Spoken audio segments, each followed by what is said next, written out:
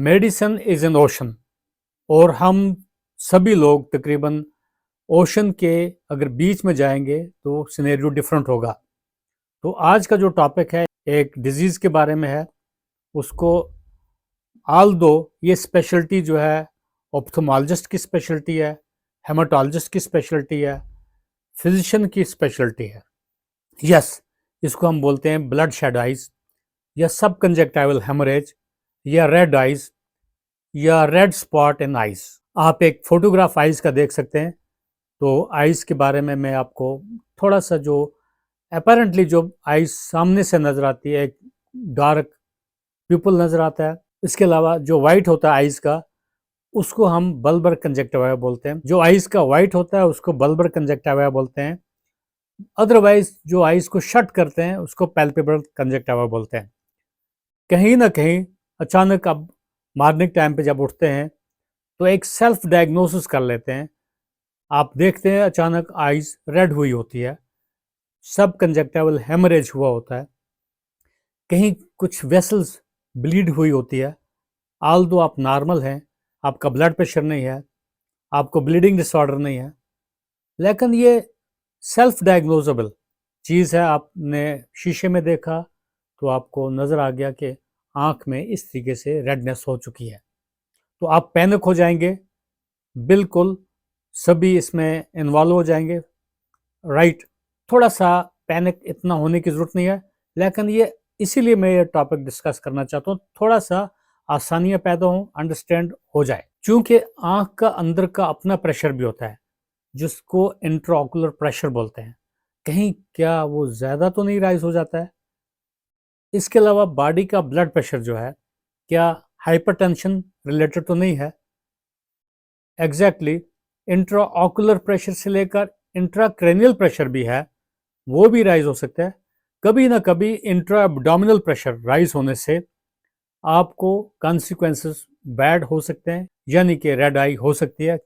Straining eight stools करोगे तो आपका इंट्रा एब्डोमिनल प्रेशर राइज होगा, वही बैक प्रेशर राइज होकर आपके आंखों के ऊपर भी प्रेशर आ सकता है। कभी ना कभी जोर से खांसी करने से आपकी रिब्स को फ्रैक्चर तक हो सकता है, तो आंखों का प्रेशर भी तो राइज हो सकता है। सो जहां रिब फ्रैक्चर हो सकता है जोर से खांसी करने से, जोर से स्नीजिंग करने से, आपका छींक आने से भी आपका आइज का प्रेशर राइज हो सकता है ट्रांजिएंट तौर पर।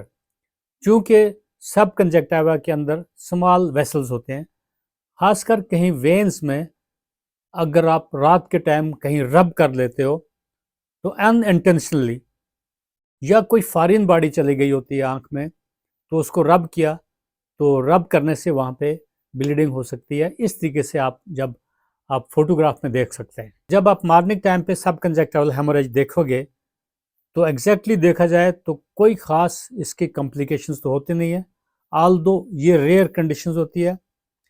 लेकिन ये जो हेमोरेज हो सकती है इतना सीरियस नहीं होती है, लेकिन इसको इग्नोर भी नहीं करना चाहिए, खासकर एल्डरली लोगों में।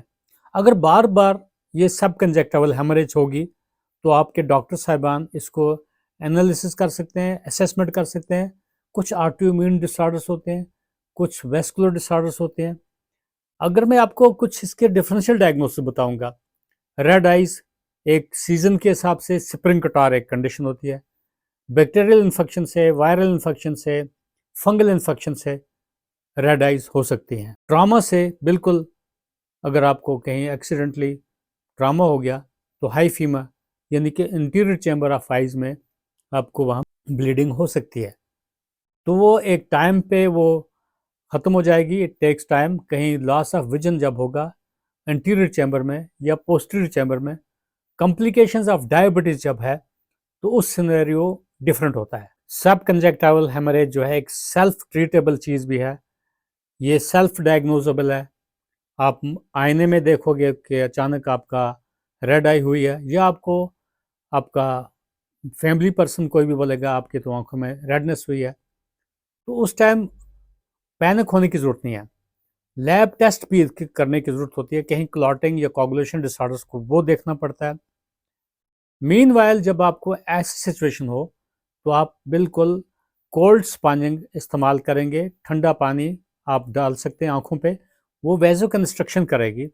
वैसो कंस्ट्रक्शन का मतलब है वहाँ का ब्लड फ्लो कम होगा। लेकिन ये जो रेड आई है रिज़ॉल्व होने में कुछ दिन से लेकर हफ्ते तक लग जाते हैं, 10-12 दिन तक लग सकते हैं।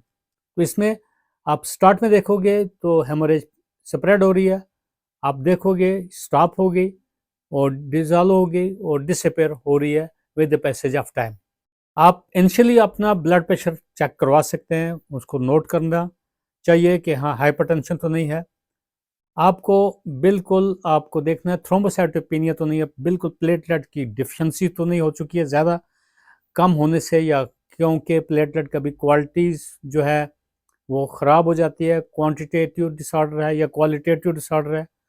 क्वालिटी जो है अच्छी होगी तो प्लेटलेट अगर कम भी होंगे तो ब्लीडिंग नहीं होगी, अगर क्वालिटी अच्छी नहीं है तो ब्लीडिंग हो सकती है।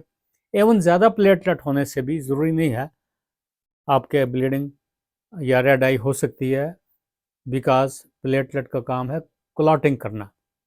इसके अलावा कोगुलेशन फैक्टर्स भी हैं, उनमें भी हेमोरेजिक आई हो सकती है, सब कंजक्टिवल हेमोरेज हो सकते हैं।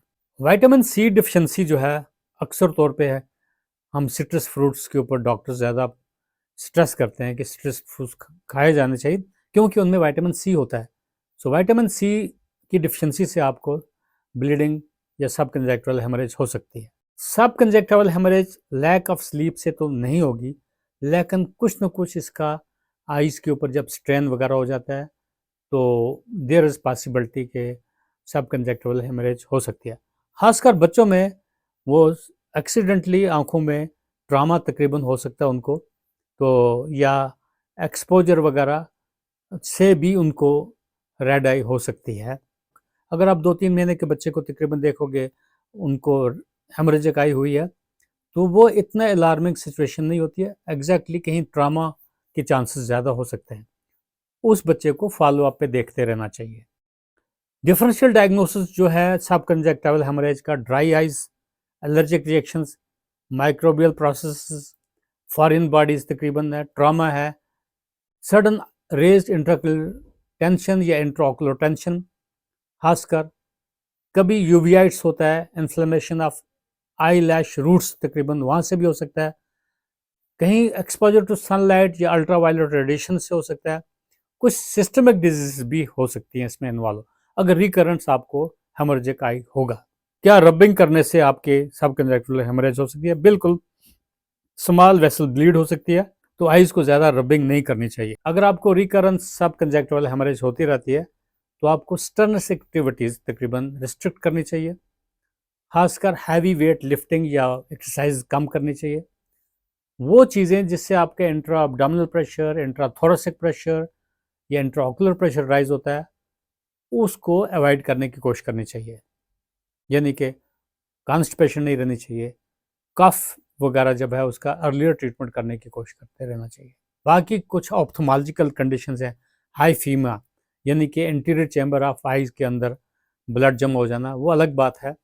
हमें बेसिकली ये सब कंजक्टिवल हेमोरेज सेल्फ डायग्नोजेबल है और ये बिल्कुल स्पॉन्टेनियसली रिकवरी कर जाती है। कहीं ना कहीं आर्टिफिशियल टीयर्स वगैरह इसमें डालने की ज़रूरत पड़ जाती है अगर रबिंग वगैरह, इचिंग वगैरह तकरीबन अगर होगी।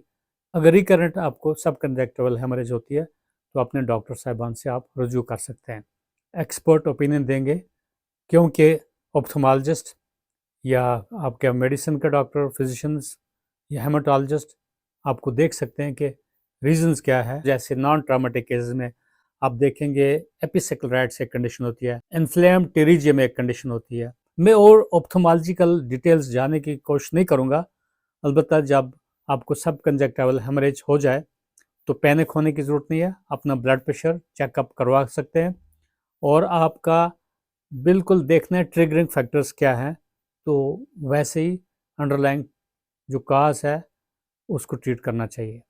सो कई दफ़ा आपको टीम ऑफ डॉक्टर्स कहीं अवेलेबल नहीं होगी, आपके फैमिली फिजिशियन भी आपको ये चीज़ें इजीली मैनेज कर सकते हैं।